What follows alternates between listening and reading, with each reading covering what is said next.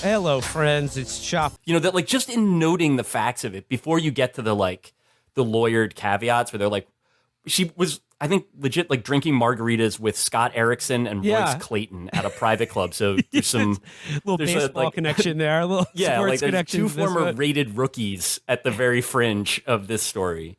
And then she is racing Scott Erickson home in her car at 80 miles an hour. And like all of this is the facts of the case. You can't be like someone else was driving. She's not claiming like demonic possession.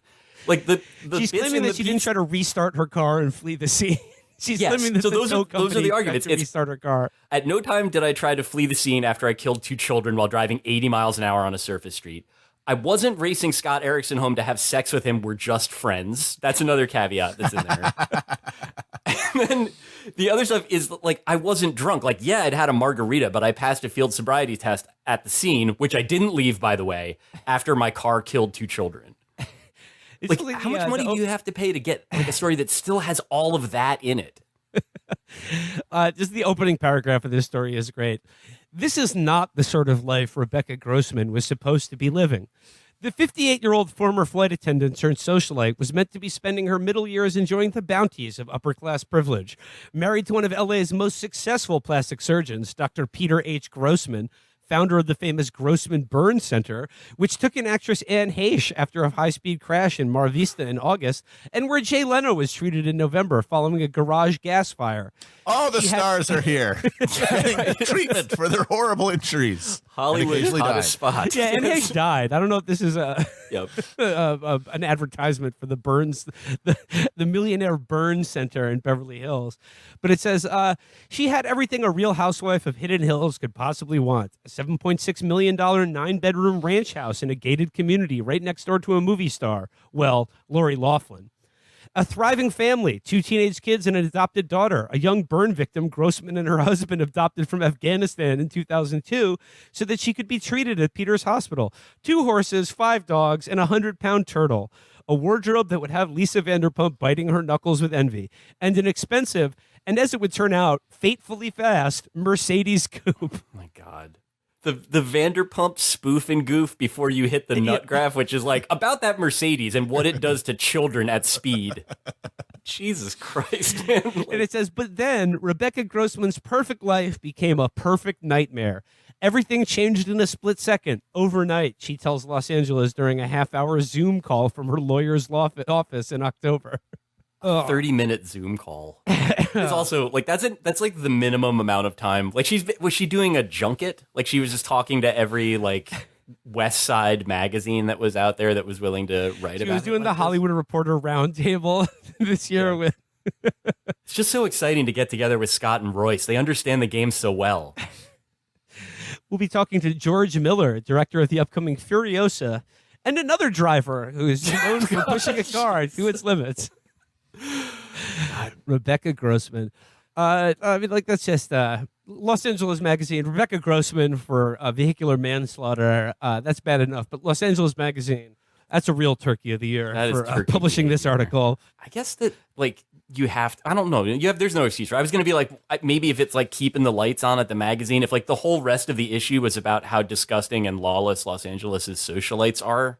But there's no amount of money that justifies like building the brand of her husband's burn center by mentioning the like fabulous celebrities who've been very badly burned that were there. I mean, Matt, we were talking about this the other day, and you said that like it makes sense because nobody who's in the media can like feels empathy for or can like imagine themselves as like someone who was evicted from their home or like is wondering where the next meal is going to come from. Yeah, but, those people had that. Yeah, that happened to those people because they didn't do good enough on tests. They didn't learn. They didn't have the grit to do good work in the computer store.